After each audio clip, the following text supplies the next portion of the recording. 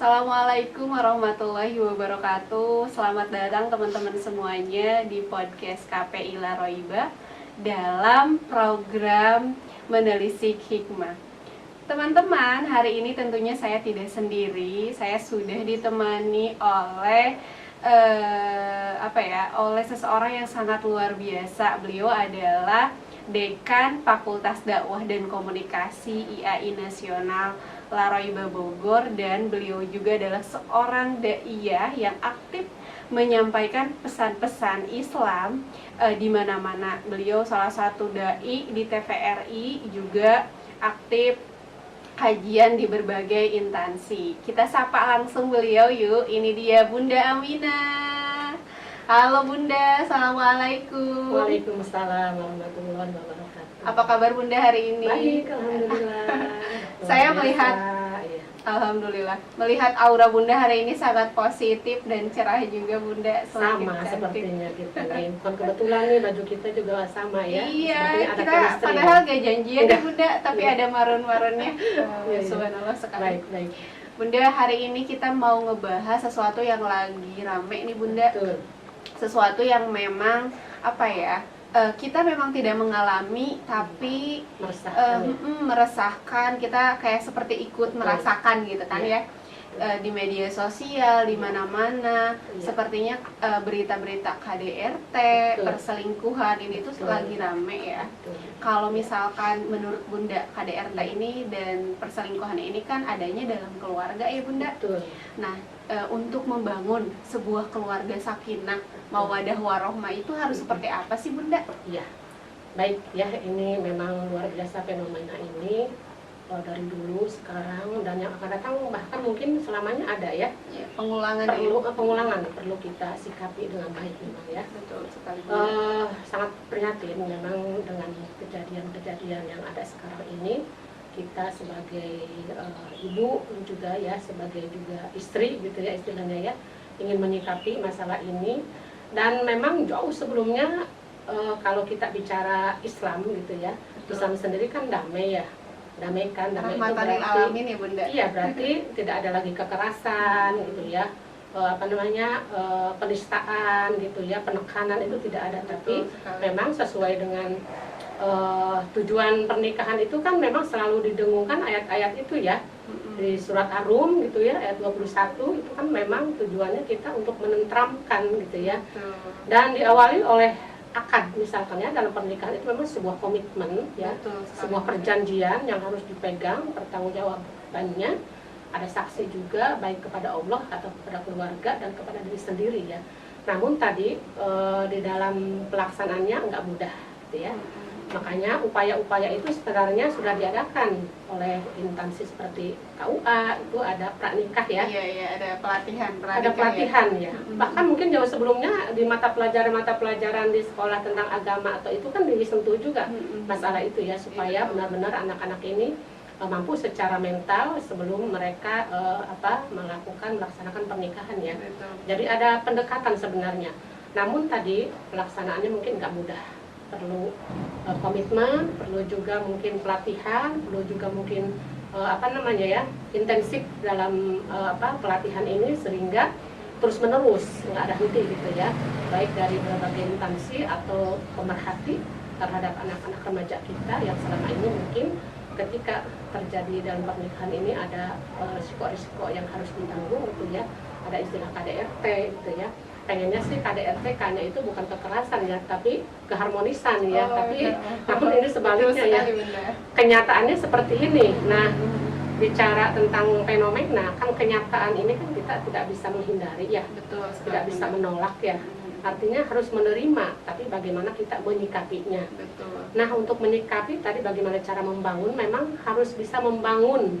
Membangun itu kan nggak mudah, harus ada pondasinya Fondasi ya. yang kuat ya Bunda. Nah, di dalam Al-Quran itu pondasi, pasti semua para ulama atau pakar-pakar pendidikan juga sepakat bahwa keluarga itu adalah peran utama dan pertama ya. Betul. Dalam mendidik anak-anak. Dan dasarnya itu jauh sebelumnya itu di Al-Quran sudah disebutkan ya, bahwa kita diperintahkan untuk menjaga diri dan keluarga dari siksa api neraka gitu. Betul. Jadi kan KDRT bagian dari api neraka ya.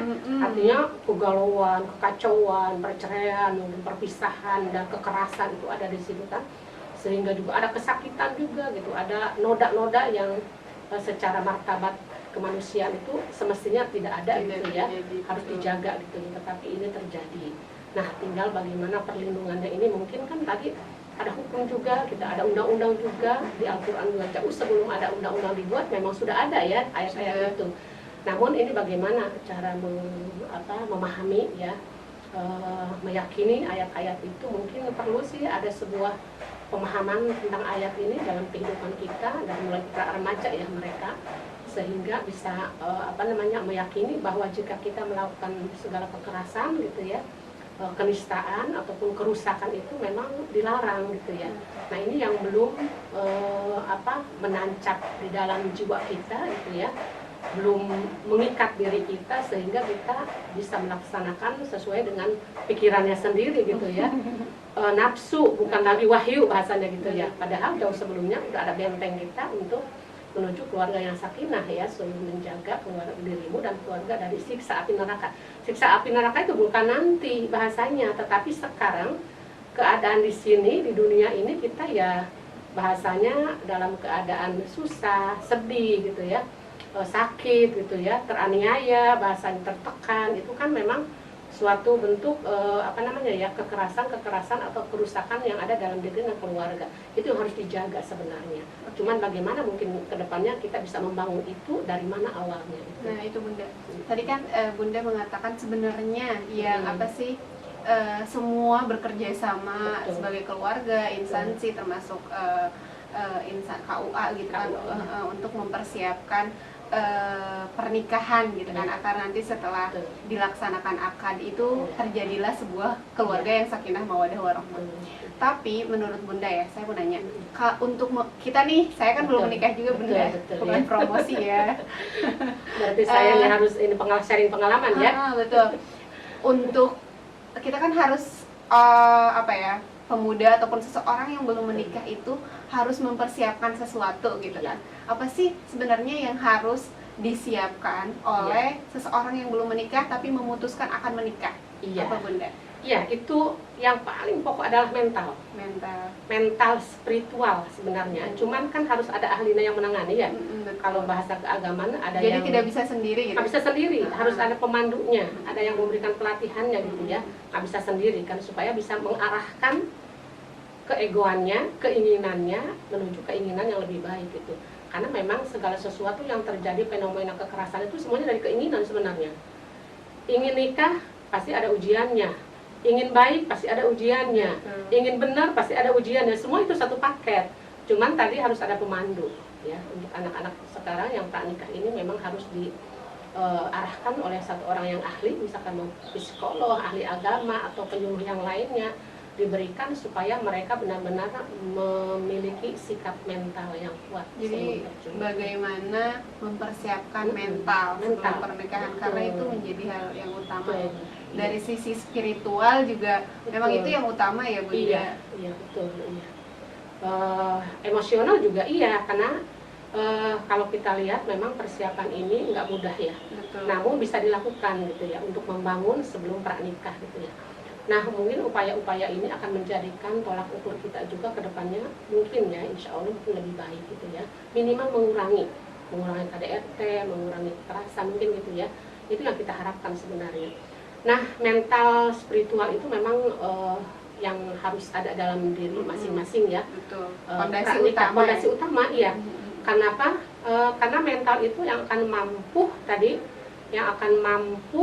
memperjuangkan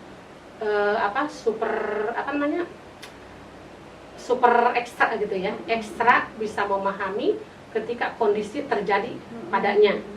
Jadi gini masalahnya, kalau terjadi sesuatu setelah nikah itu masalahnya banyak orang yang tidak mau menerima, lari dari tanggung jawab misalkan ya, terus lagi juga abai dengan hukum-hukum, juga tidak takut kepada setelah melakukan dia takut gitu loh. bukan lagi ingin menyelesaikan, itu Jangan masalahnya. lari ya. Jadi lama masalahnya. Padahal kalau itu saja dia berserah diri, menyerahkan diri gitu ya, atau menerima kenyataan apa yang terjadi, kan sebenarnya gampang solusinya.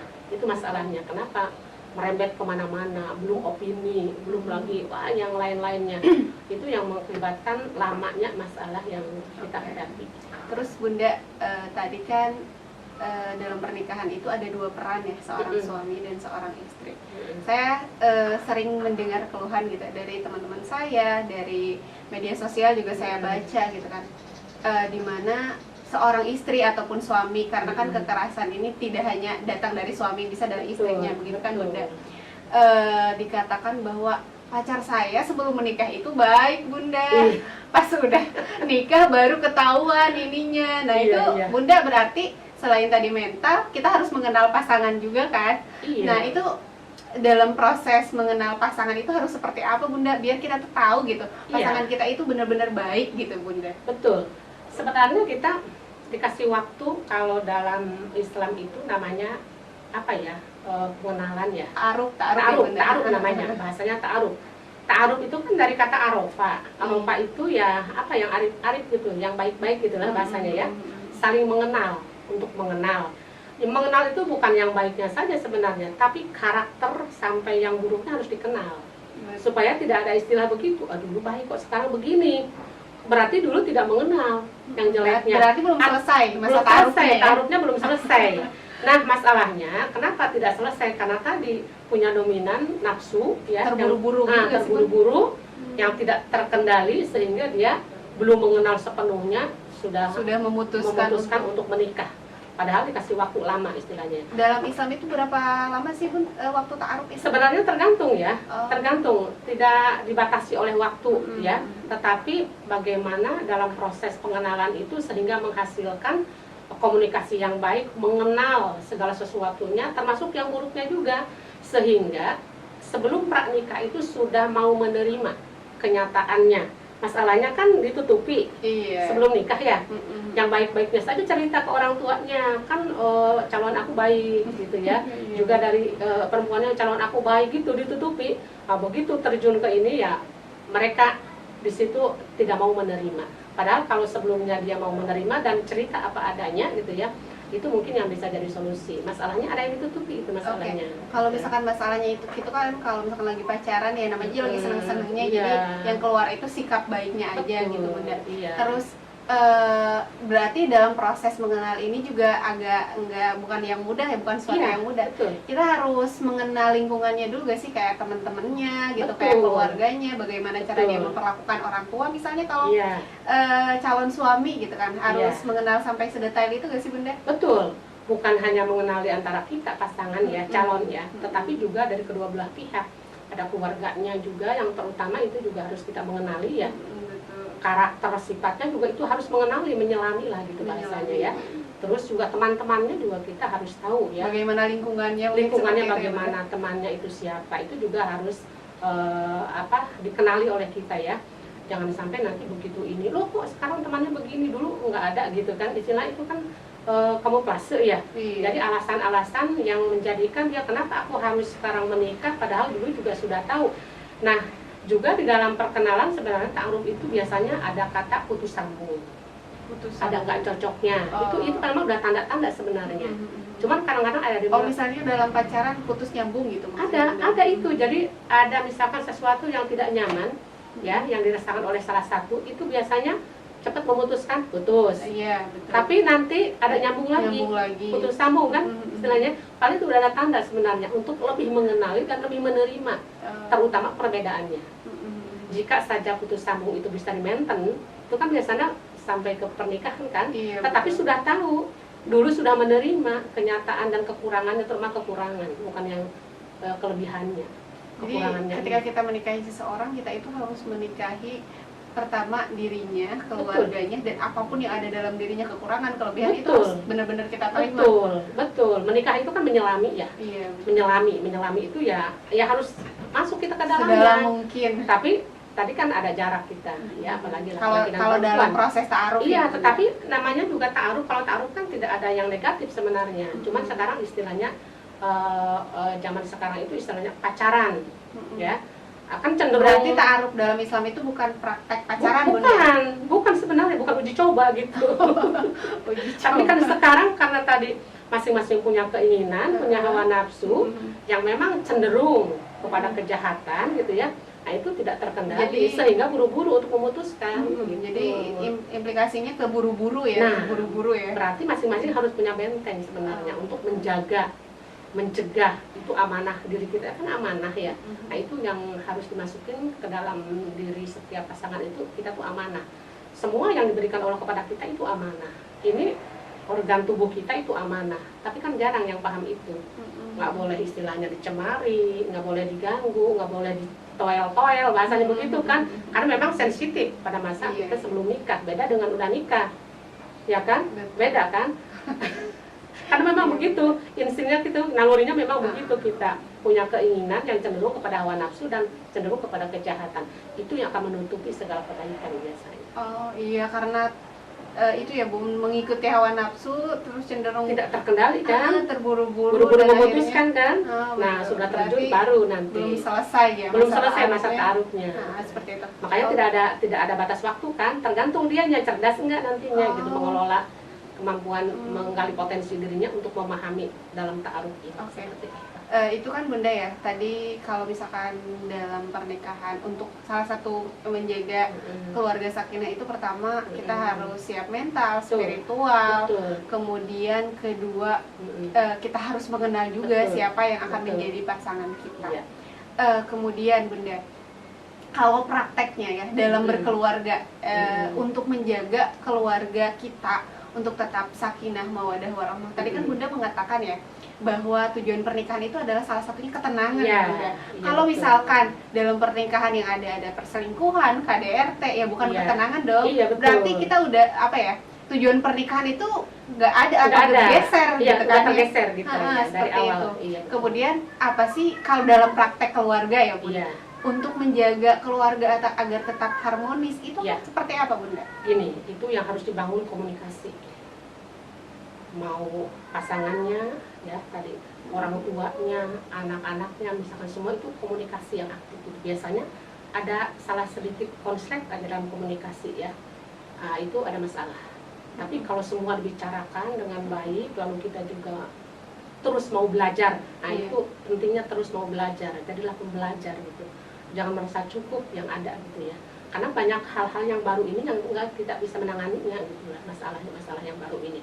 Dan efeknya itu luar biasa terhadap keluarga kita. Jadi yang terutama itu adalah komunikasi harus dijaga di antara kita, orang tua dan semuanya. Komunikasi aktif. Berarti ketika ada apa-apa dikomunikasikan. Iya, betul. Ada yang disumputin aja sedikit, ada yang disembunyiin itu udah pasti masalah gitu.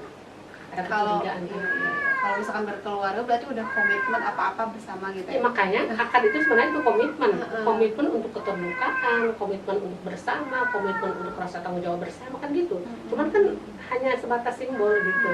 Ada saksi, ada akad itu sebatas simbol. Padahal itu mestinya kekuatan kita kepada Tuhan Yang Maha Esa pertanggungjawaban seperti apa gitu kan. Berarti dalam akad itu bukan hanya simbol ya Bunda, Bukan. tapi benar-benar ada komitmen di Janji, antara komitmen. keduanya. Janji Mm-mm. kita kepada Tuhan dan Betul. kepada pasangan Iya, kita. tanggung jawabnya seperti apa. Kan nggak mudah, semua akan diminta pertanggungjawaban. Makanya itu yang harus dipahami oleh setiap pasangan sebelum pranikah sebenarnya.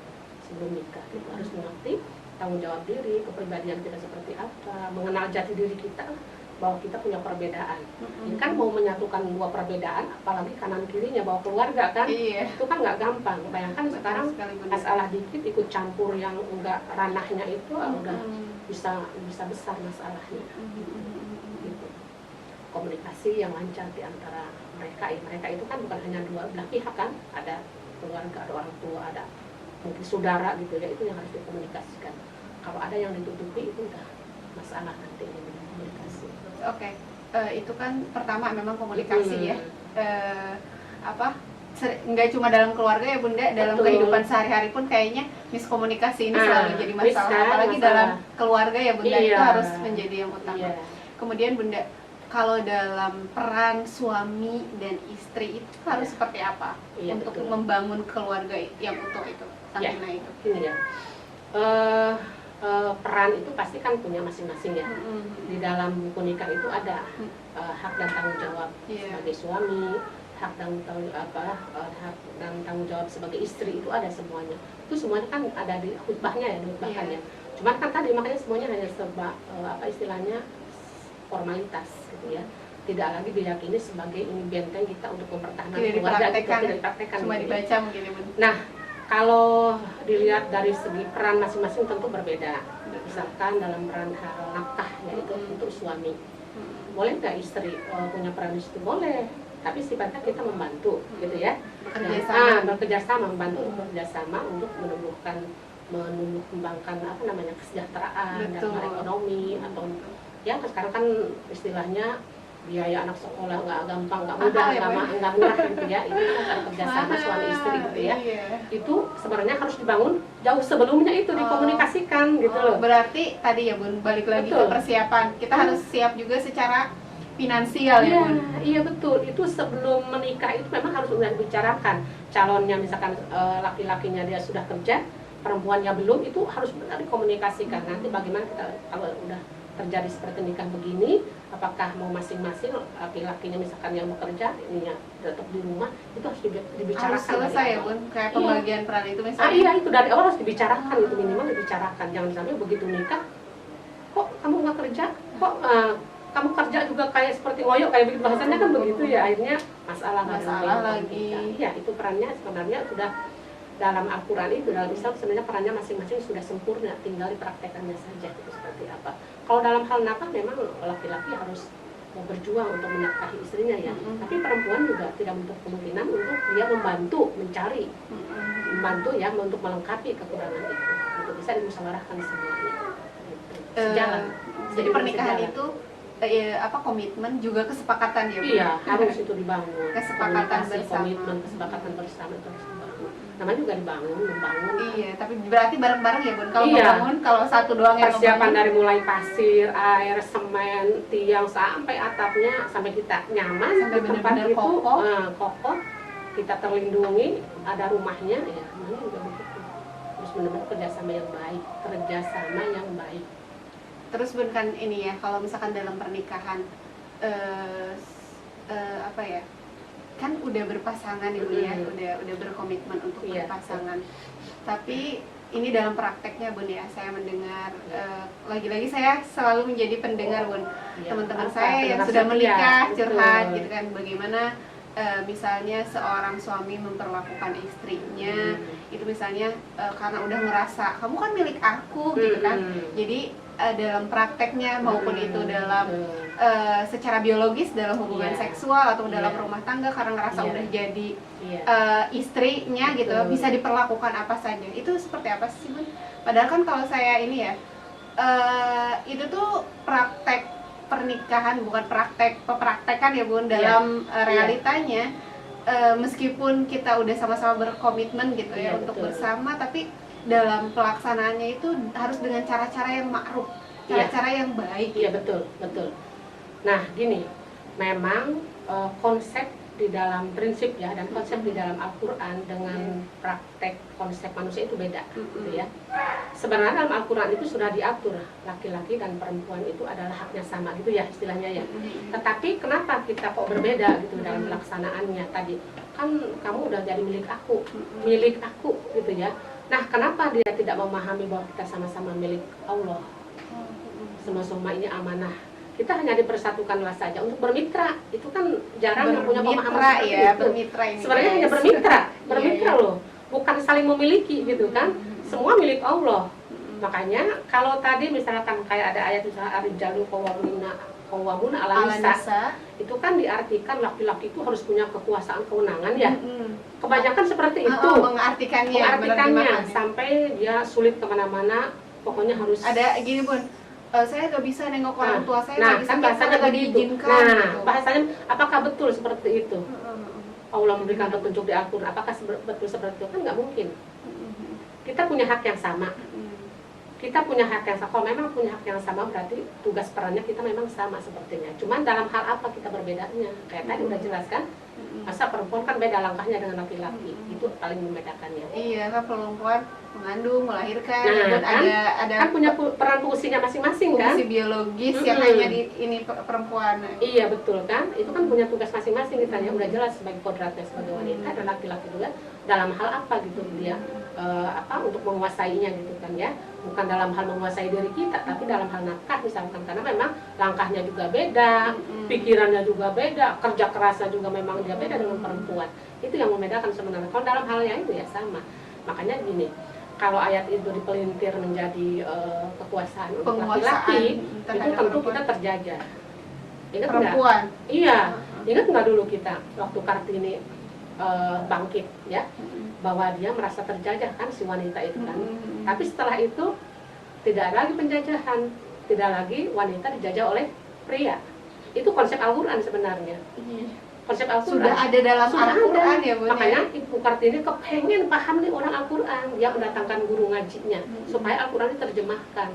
Jangan sampai kita dengan konsep itu mengiyakan saja bahwa wanita itu ditindas, dijajah. Loh di Al-Quran aja kan laki-laki yang harusnya ini gitu. Iya, dalam hal apa dia ininya, nafkah saja. Harus melihat gitu konteksnya ya Bu. Melihat konteksnya, tapi tadi karena budaya kita seperti itu, karena memang dari zaman penjajahan ada efek terhadap kita, dijajah. Tapi jauh dari dulu jauh Bun ya, semenjak zaman jahiliyah juga kan praktek seperti itu. Iya, makanya ada ayat mujadalah. Apa yang mujadalah? Menggugat.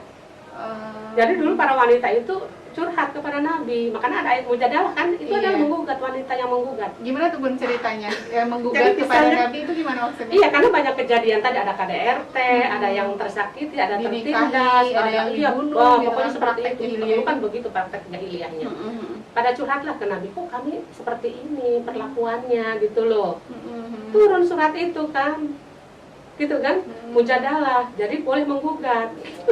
Bahkan walaupun protes ya, perempuan ini protes kan waktu kepada Nabi kan.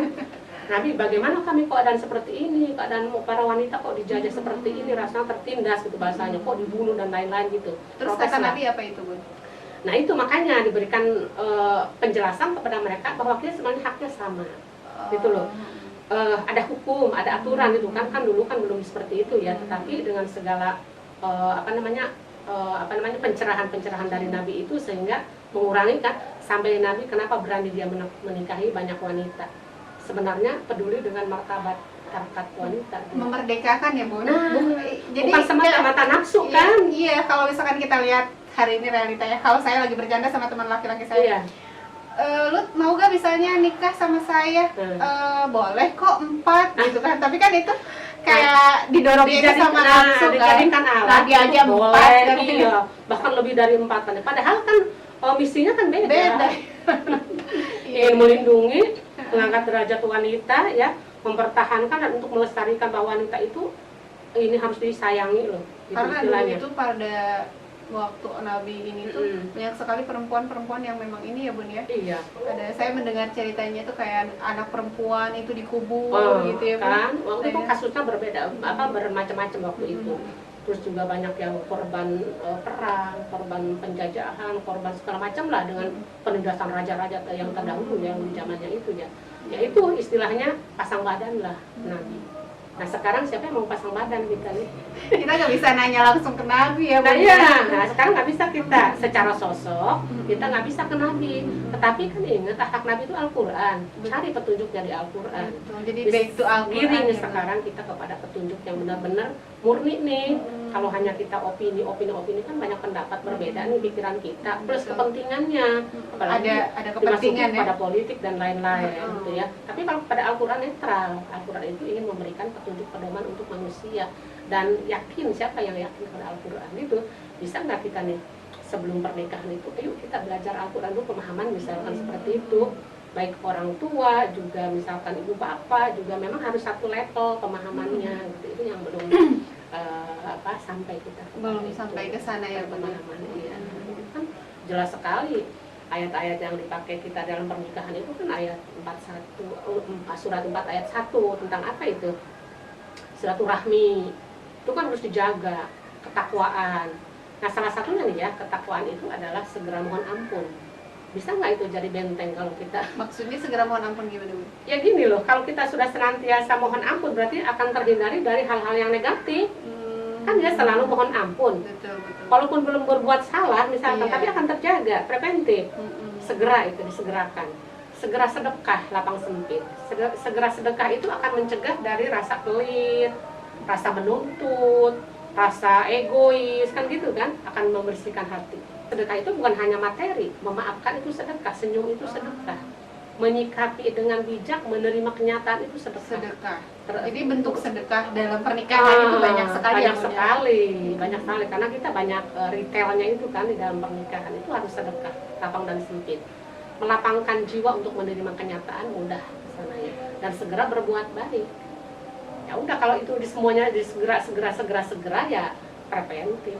Nah, mungkin terjadi kekerasan dan penindasan atau dan yang lain. Jadi tujuan pernikahan sakinah mawaddah warahmah itu dengan benteng-benteng tadi yang Bunda katakan itu insya Allah ya Bun ya, Iya, terlaksana dan akan segera menyadari kesalahan jika terjadi.